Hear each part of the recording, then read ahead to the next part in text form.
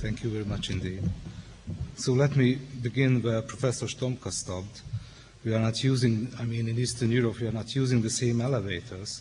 You have to speak a little bit louder. Louder, okay. Yes, in Eastern Europe, we do not use the same elevators, the countries, but we also do not know sometimes whether these elevators are going up or down. And I would like to talk about that today.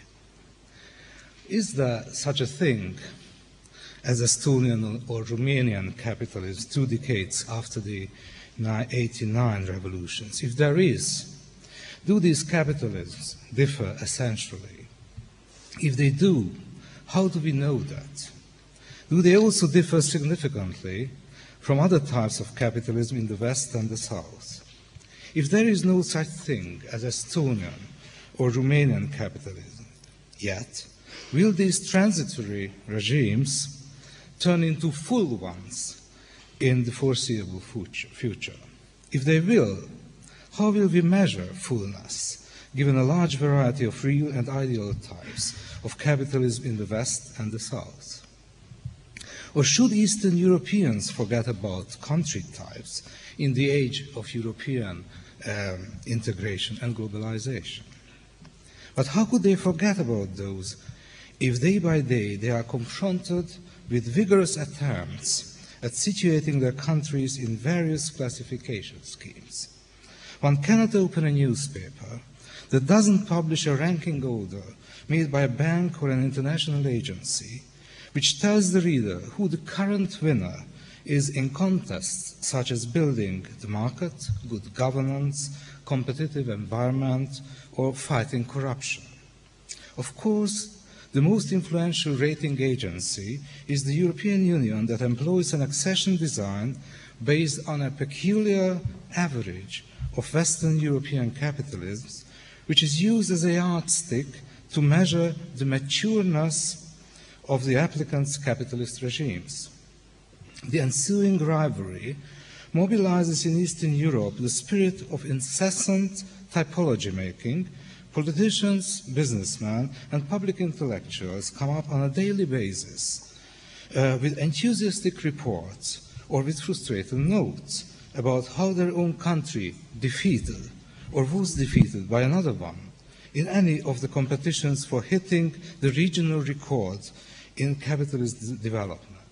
As a Hungarian citizen, I'm bothered again on a daily basis by the nationalist propaganda in my country, reflecting the proposition that even the Slovaks or even the Romanians, even the emphasis on even the Romanians are ahead of us in building capitalism.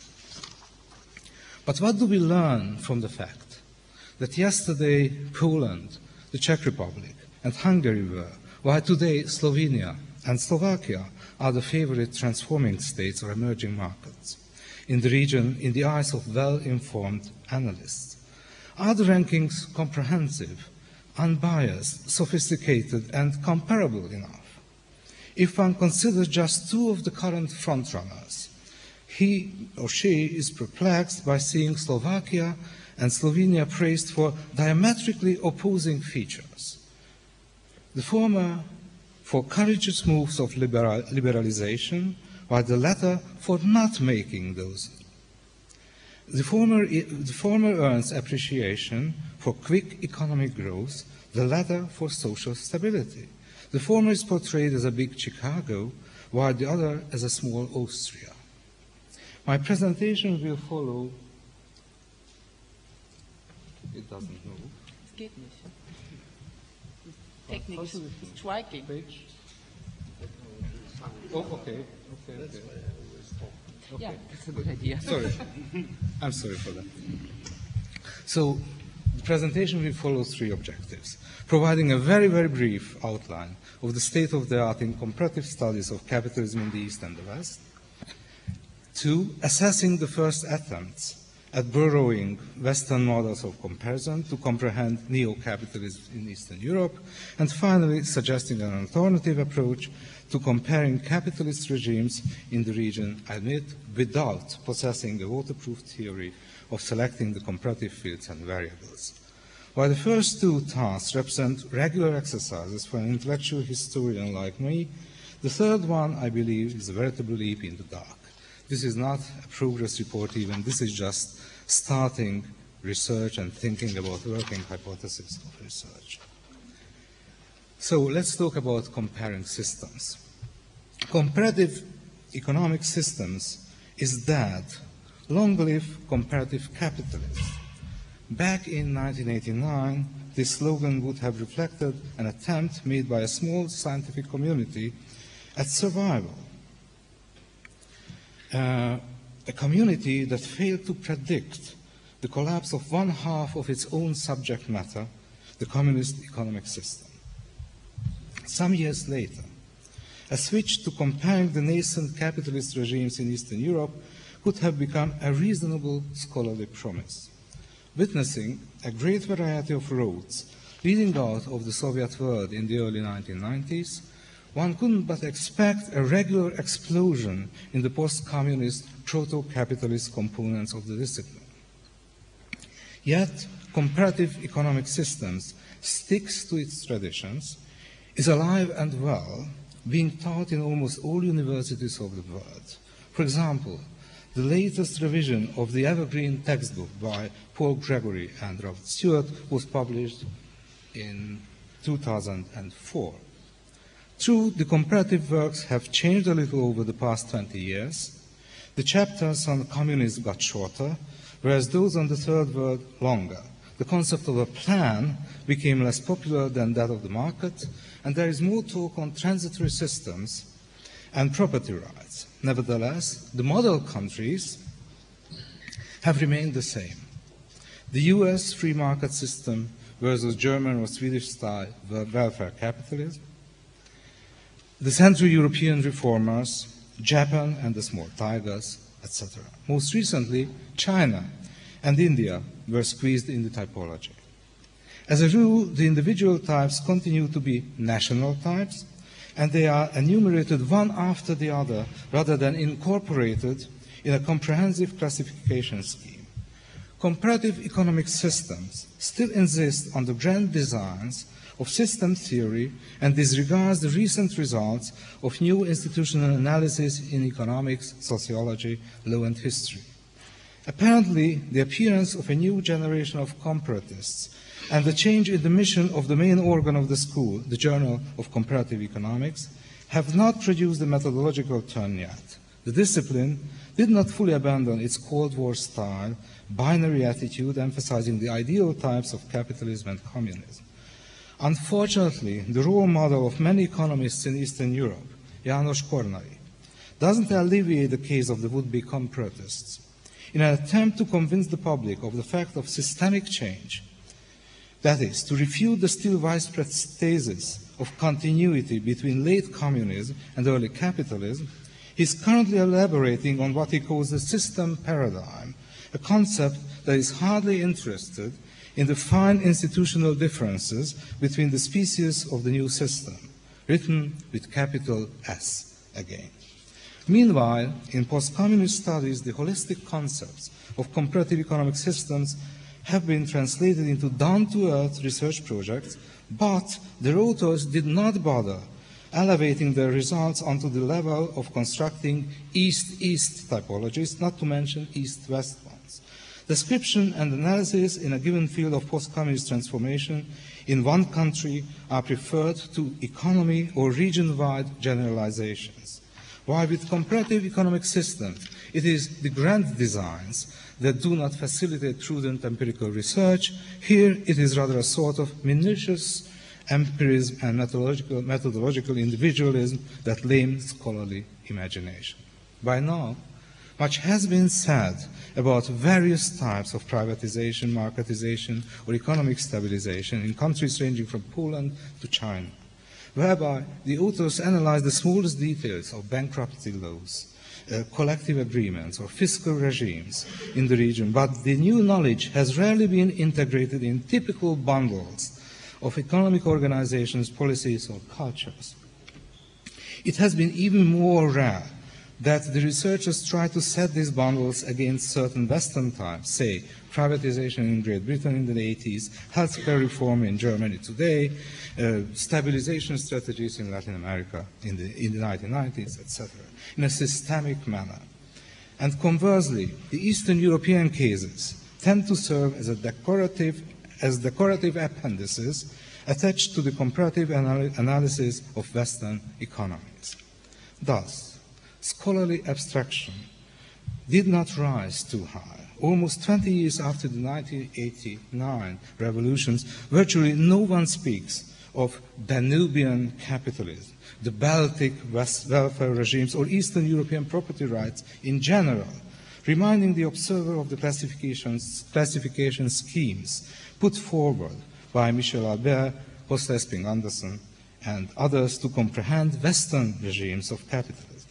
Similarly, there are virtually no scientific inquiries that would venture to seriously test the plausibility of postulating, for example, a joint Balkan-Mediterranean, German, Austro-Hungarian, or Baltic-Scandinavian model of capitalism. These kinds of hypotheses tend to remain thought experiments suggested by cultural theorists and historians. For about a decade after 1989, the scholars could justifiably argue against quick generalizations about regime types. The post-communist transformation seemed unprecedented, much of the empirical material was lacking, and the changes were hectic and frequently contradictory. In an attempt to get a handle on the turbulent changes, a number of researchers reached back for all kinds of metaphors, historical analogies, and I would say myth.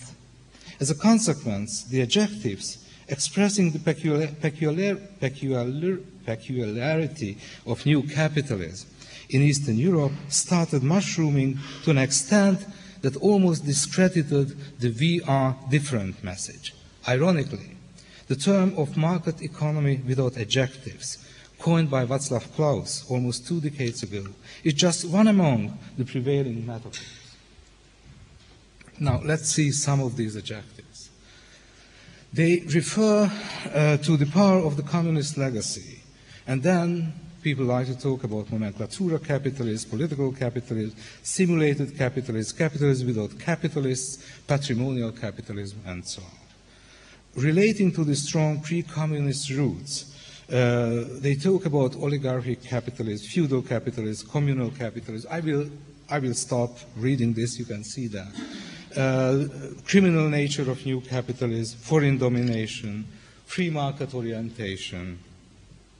Here you have a lot, wide East capitalism, trickster capitalism, casino capitalism, auctioneer capitalism, Chicago boys, and so on and so forth, with a high emotional strength. If you go further, then you have adjectives based on social engineering of the processes, on the symbolic geography, state-market relationships, liberalism, the unfinishedness of the transformation, hybridity, new property rights, and so on and so forth. I think it would be unfair to challenge these often overlapping terms with the wisdom of hindsight.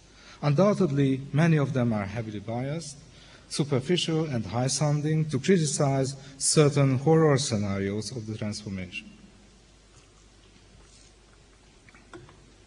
Nonetheless, they reflect the beginnings of a paradigm shift from the systems theory to historical institutionalism, a new political economy, from ideal to real types, and from deductive to inductive analysis, ignoring the excessively ideological attempts at unveiling communist, nationalist, neoliberal, neocolonial, etc. conspiracies one could build on the historical cultural trust of these typologies, not to mention the local knowledge of their authors, which comprises even anthropological nuances.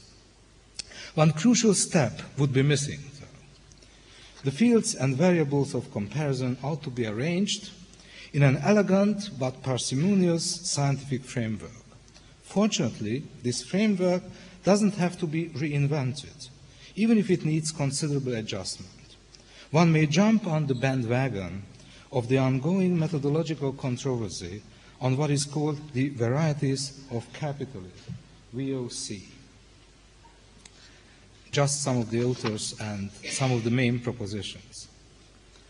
I would suggest to support those authors in the controversy who call for adding to the skeleton of the VOC scheme some flesh in the form of historical and cultural studies, including the state and the elites and their dominant ideas in the analysis, paying attention to transnational impacts as well as suggesting the incorporation of Eastern Europe in the core of the research program.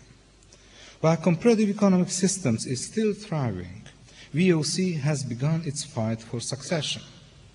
Institutional experts of various disciplines join forces to explain even small dissimilarities between the capitalist arrangements at local, sectoral, national, and regional levels. What is considered a quantité négligeable in the shadow of the big systems may prove to be of vital importance in understanding the comparative performance of capitalist regimes. In the initial version of the Varietas of Capitalism framework, firm structures, industrial relations, finances, education, etc., and their institutional complementarities were examined in great detail. The analytical precision notwithstanding, the countries were put into only two pigeonholes, liberal versus the coordinated market economies, in the end. Also, VOC studies are criticized for the static and impersonal, lifeless nature of the paradigm. Institutional change remains largely unexplained, and its actors are overshadowed by the institution's complexities. By now, however, VOC scholars began to experiment with third types too, mixed, mid-spectrum, managed, state-influenced, etc. market economies to accommodate Southern Europe, Latin America, and other in-betweens. Moreover, they are interested in the intricacies of state regulation as well as in the micro-foundations of institutional change and its discursive environment. Thus, in principle, the experts of Eastern Europe received an open invitation to help enlarge the group of third-type countries in the theory. So, VOC can go east. Some of the authors again and some specifics of the propositions. What can we learn from the early birds of Eastern European VOC studies? How delightful are their new songs? Does the Latin truism, Varietas, Delectat, apply to them? The authors agree that the region's economies cannot be adequately grasped by the standard VOC terminology. Here, the institutional configurations are still fluid, the new capitalist regimes are highly exposed to the world market, and the transformative capacity and ideology of the state cannot be ignored. Thus, comparison must lay an emphasis on external dependence and agency and take into account a few additional variables, such as industrial policy, social inclusion, identity politics, and so on. As a consequence, the dual scheme applied by the VOC theory has to be extended, including, to quote an influential pair of authors, also the types of state-crafted, world market-driven, and embedded neoliberalism, as well as of neo-corporatism. Despite the claim of realism and accuracy, the specter of neoliberalism haunts the research programs of the Eastern European VOC specialists. This makes many of their critical conclusions foregone. They identify the adverse and only the adverse effects of neoliberalism in the behavior of the transnational companies that are in turn labeled as agents of Americanization. Behind the growing number of types, one still sees the standard VOC dichotomy of liberalism versus coordination, and most of the authors cannot get rid of the old symbolic partition of Eastern Europe, Central Europe versus the rest of the region. Now let me make at the end some insecure steps toward a more realistic comparative scheme. In this penultimate section of my presentation, modesty is highly desirable, is a highly desirable propensity, especially if one like me cannot rely on more than a single initiative of his own to compare, instead of economic regimes, economic cultures in the region, and on writing a few papers that contain hypotheses and intuitions rather than conclusions based on firm empirical knowledge. However, the Comparative Economic Cultures project, we called it the Oscuri. It covered 8 countries and 3 research fields: entrepreneurship, governance, and economic knowledge. We are still working on the final conclusions, so this project made me think about the VOC model as well.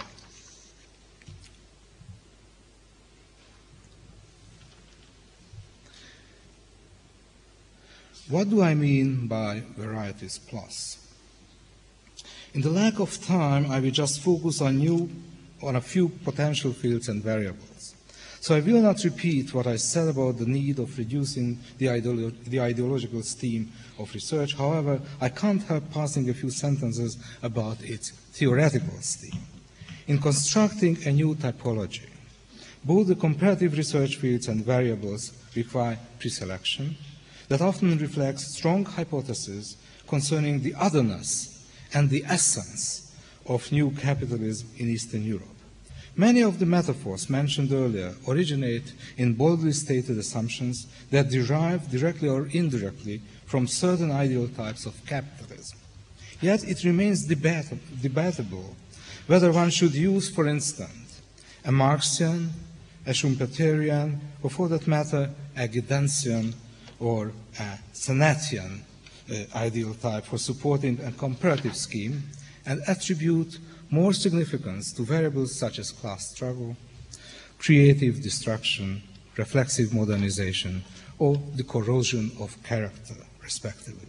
But what happens if we do not start our research program with loudly proclaimed hypotheses concerning the quintessence of new capitalism in Eastern Europe? What if we only claim that the emerging capitalist regimes are likely to differ from the established ones at least in 3 important respects? First, this is not the first time that capitalism emerges in these countries, and at this occasion capitalism was preceded by communism. Secondly, capitalism strikes roots under the heavy influence of 2 rivaling capitalist models, to put it simply, America and Europe. Thirdly, the new capitalist regimes have not reached their steady state yet. They are being engineered from above by the elites, with older political organizations, dominant discourses, etc. At the same time, they are also being crafted from below, very actively, but often invisible by the societies at large. This commonsensical reasoning brings us to the actor and culture-oriented and rather permissive word of new institutionalism, more exactly to a rather simplistic or simple or simplistic scheme of tradition, emulation, and invention, without forcing a first-best theory upon the Eastern European reality. Of course, deciding not to wait for a grand theory will not spare us the difficult task of selecting the main comparative fields and variables. Nevertheless, those would not arise from a closed body of a given theory, but from an open-ended analysis of three kinds of institutional and cultural supply. First, past versions of capitalism in the region, including proto-capitalism under communism. Secondly, current versions of capitalism in the West and the South. And third, work-in-progress versions of capitalism emerging from the interplay of the from above and from below effects in the course of the post-communist transformation. The first informs the analyst about the roots of a given capitalist regime in the local tradition, the second about the ways of emulating certain models of the current capitalist environment while rejecting others, and the third about the local inventions in crafting new capitalist regimes. Let me give you short examples for each. As regards history, I would suggest to dynamize the VOC methodology without, of course, postulating direct links between pre- and post-communist capitalism.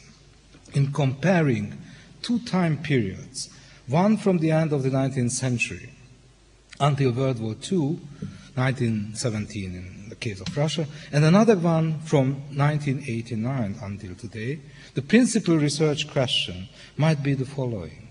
To what extent, if at all, does the first push of capitalist development in the region affect the development path of the capitalist regimes during the second push today?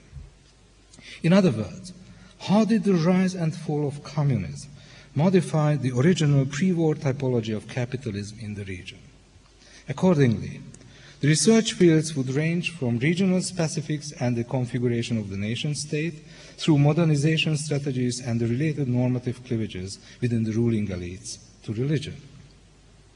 The latter could be examined with a special interest in the local spirit of capitalism. In other words, the comparison would embrace fields of historical significance, which by definition do not fit in well with the VOC framework that takes pride in a rather dry analysis of the present-day intricacies of capitalist institutions.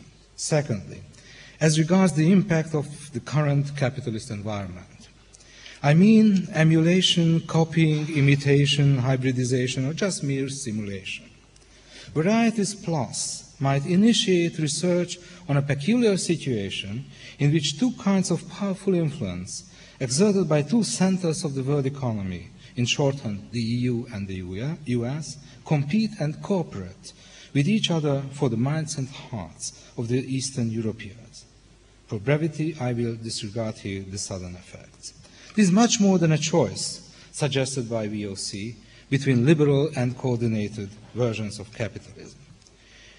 In witnessing the diffusion by means of the acquis of a West European average of capitalism to the East, ranging from monetary policies through equal opportunity laws to the standardization of the health conditions of chicken farms, one can't help recognizing a sort of little America as well that had started emerging in Eastern Europe even before the EU accession gained momentum.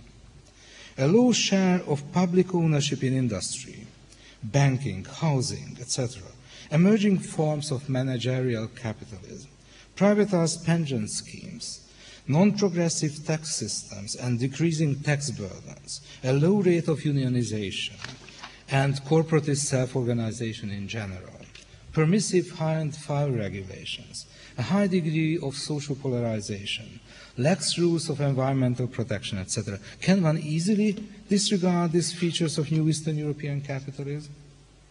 Or to leave institutions and policies for economic cultures? Is it possible not to realize the similarities in terms of the style of entrepreneurship, reckless rivalry, informal business making, under-regulation, etc., propensity for self-exploitation, individualism and self-reliance, suspicion toward the state, etc., in large group of the Eastern European societies? The European Union doesn't have unlimited opportunities to influence the economic institutions and behavior of the citizens of Little America. It cannot force them to organize trade unions or not to privatize their healthcare systems. Convergence in institutional terms has serious constraints. The EU demands, the EU demands economic stability from the new member state and at the same time blames them for social or tax dumping. That is, for taking reasonable measures to balance their budgets and accelerate economic growth. The game is not over. The triangle of Eastern Europe, Europe and America promises a series of authentic combinations in the choice of capitalist regimes in the future. The basic constituents of many of these combinations are adequately defined by the VOC paradigm, corporate governance, industrial relations, etc., in their poor forms. Our task would be to identify the not so pure, even dirty ones. Finally, this is the third thing, as regards the progress of the post-communist transformation, one might take a detached look at both history and the current external effects. Stop talking about eternal curses, such as backwardness, the Leviathan state, or colonization, old and new, and emphasize the importance of endogenous choice, however limited it may often be, made by the builders of capitalism in Eastern Europe Here I am persuaded again by our Dioscuri project that demonstrated the relative strengths and innovative abilities of weak cultures in quotation marks. This might be the field in which we will be at arm's length to the VOC methodology. Of course, we cannot afford to avoid studying the classical tropes of capitalism, such as private property, the entrepreneur, etc. But we might let the comparison be guided by the progress of the post-communist transformation. Let it define the comparative fields and variables, selecting even unorthodox ones, and at the same time disregarding for a moment a few orthodox features. Hence, VOC plus may also be regarded as a VOC minus. It's very likely that focusing on the transformation will highlight, besides the standard institutional factors applied by VOC, a large number of variables originating in the fact that these factors are still in statu nascendi.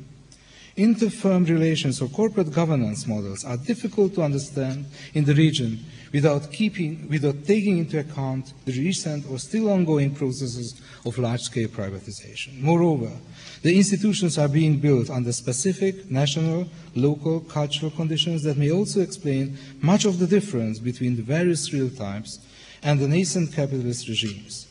These conditions range from the ruling elite's visions of capitalism through the voting behavior of the people all the way down to their consumption habits or attitudes to informality.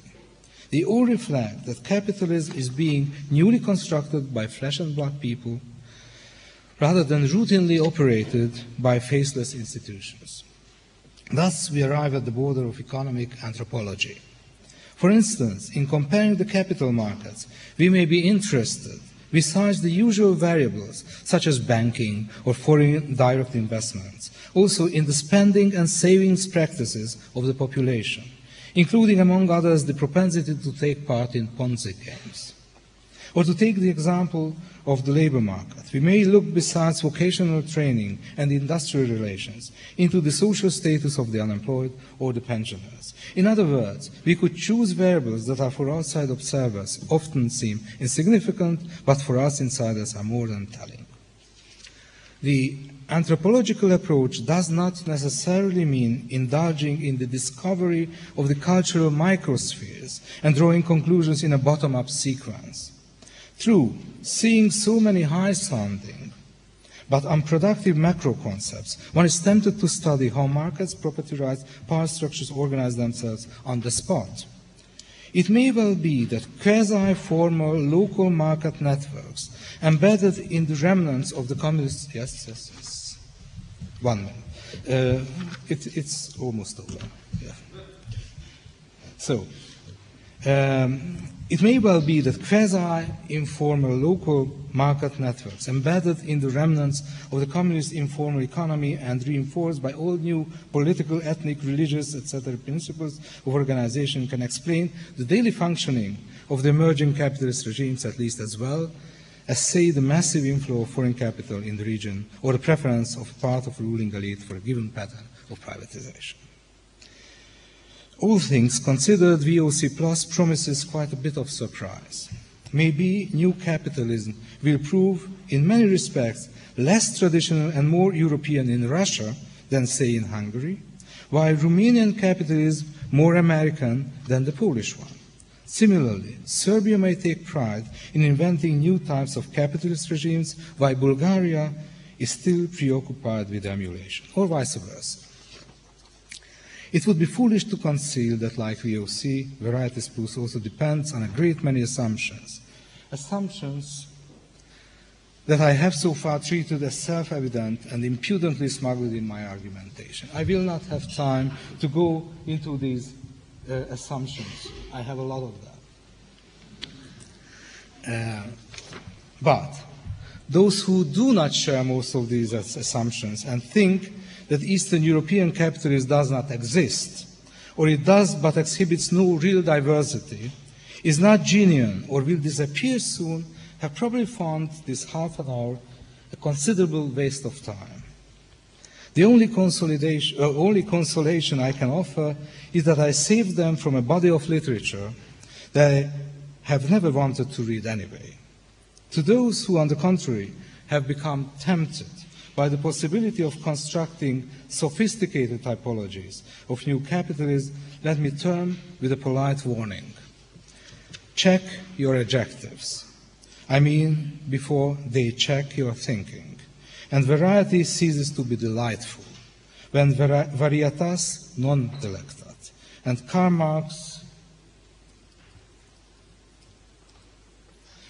Marx becomes unhappy, just like Max Weber, Joseph Schumpeter, and others do. Thank you very much.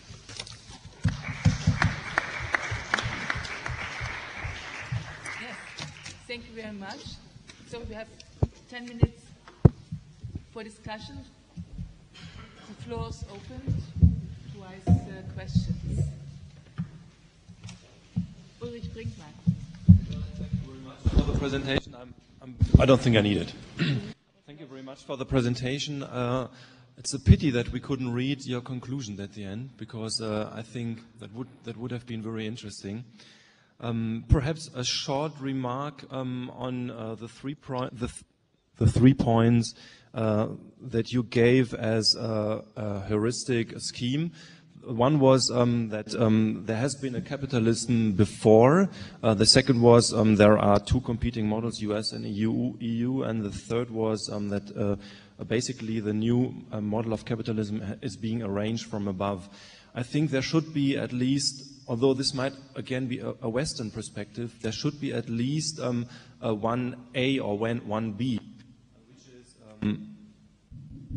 which is that there is a legacy in the period coming from the period from 1945 to 1989, which has not, of course, not been capitalism, but which has produced a lot of similarities. We know these Chinese copies of firms in Eastern Europe that were copies of Western firms. There has been a very strong similarity in the labor organization, some even in the art, in the way of consuming and the idea of consuming. So I think there is at least there has been a lot of yes, there has been a lot of similarity that should be regarded and that are very important, because there was also a toolbox, I would say, that that was important from 1945 to 1989, and there are a lot of cultural impacts that should not be neglected.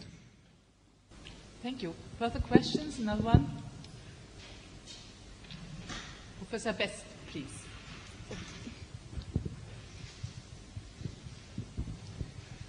You have talked to us about the making of capitalism in the moment we experience a kind of unmaking of capitalism. And not much is heard about Central and Central Eastern Europe in the present turmoil. So do you have any ideas about the course of events in Central and Central Eastern Europe? It's your turn. Yeah.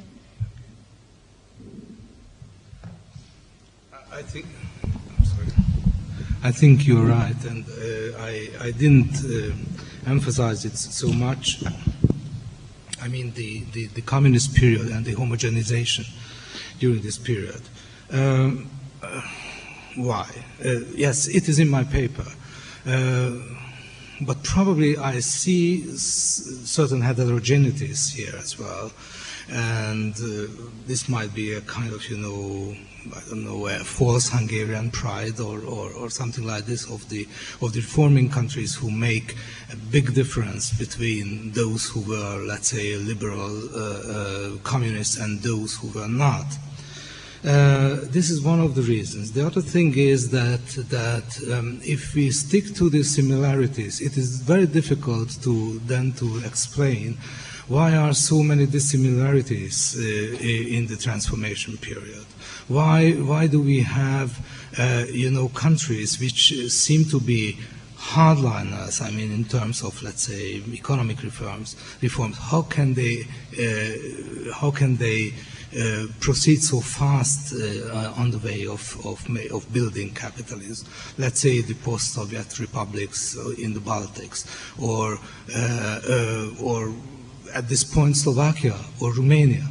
So we have, I think, to completely to reorganize our thought concerning the reforms, firstly, and the similarities and the dissimilarities. There were a lot of false dissimilarities which we thought, and this is why I think that you are right in accentuating the similarities there. And also to think about these strange proceedings, or how to put it, these strange overtaking operations, when countries which were much more backward, I mean before 45, are coming up as really successful capitalist states, like Slovenia, for example, and some of those who are lagging behind in spite of the fact that they were proud liberal reforming countries during the period of communism.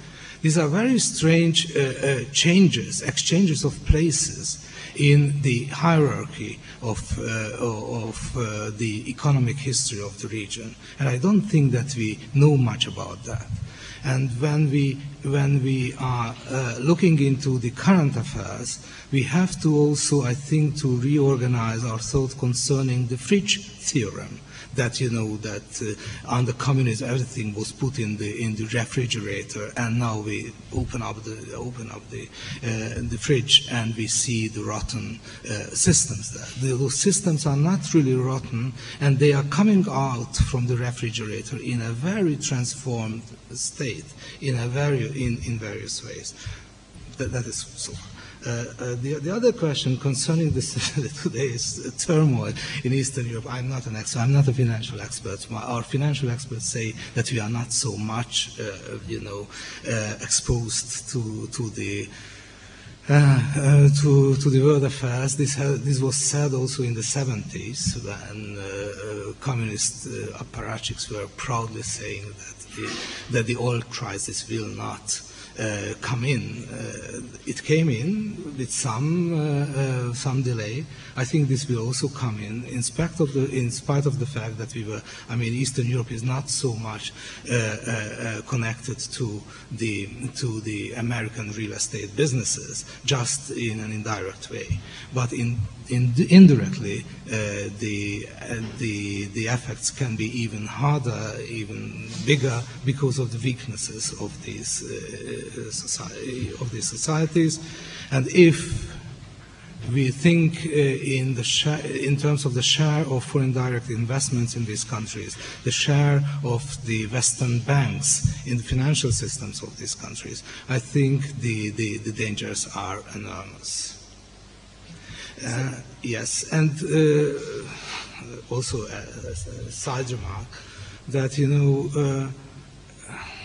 I'm a bit sad about that also, because it will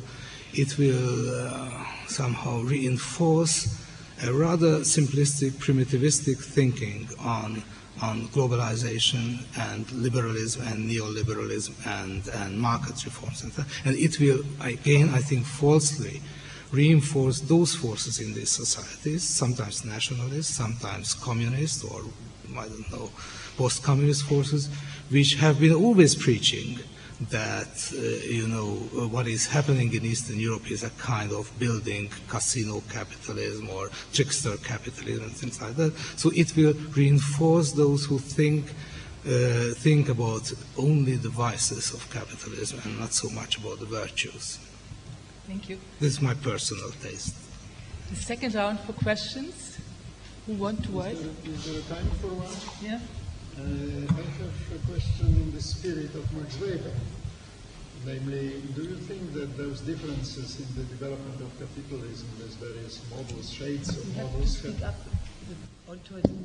I'm sorry, I did not switch it. So my question is in the spirit of Max Weber, namely, to what extent you think that those varieties of capitalism which we observe and the success or less so in the development of capitalism in Eastern Europe have something to do with the variety of religious factor, namely secularization in some countries like Czech Republic, Catholicism very strong in Poland, Orthodox Eastern Church in some of the Balkan countries, or perhaps some enclaves of Protestantism? Mm-hmm.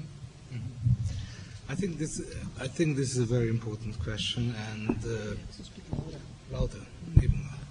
I think this is a very important question, and we had a very strong hypothesis here by Huntington, as you may know, and the strict cleavage between Western and Eastern Christianity, and some kind of identification of certain development types with these religious patterns. Now, what is happening today is, again, I think, border crossing. This is what I wanted to emphasize in terms of similarities and dissimilarities under communism. So, how can we explain with this simplistic dichotomy that orthodoxy means backwardness, and Western Christianity means somehow development? How can we harmonize this with this quick marketization processes in Russia, the upsurge of economic growth, and the whole pattern of economic development in Romania, for example? How can we?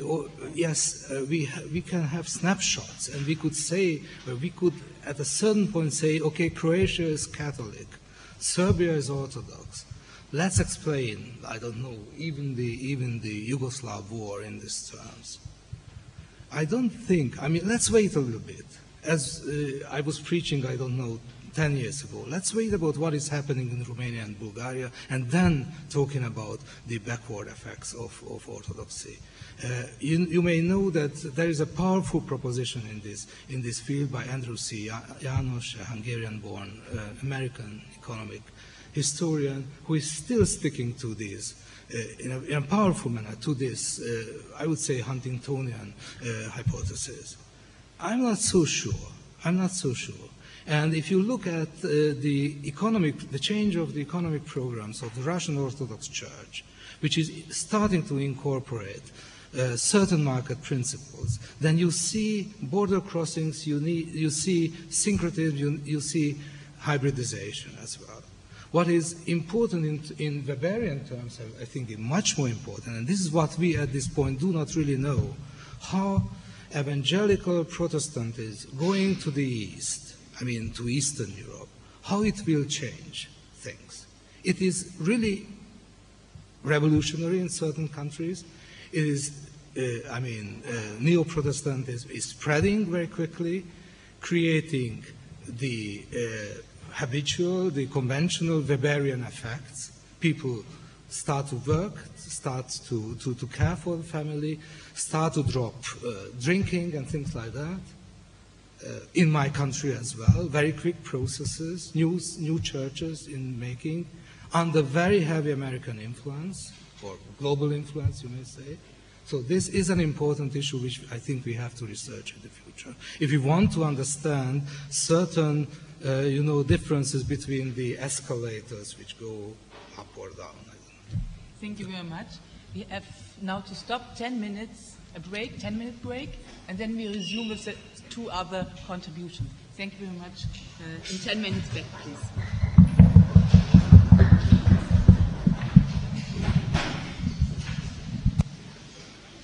Is it the 2 minutes, this paper?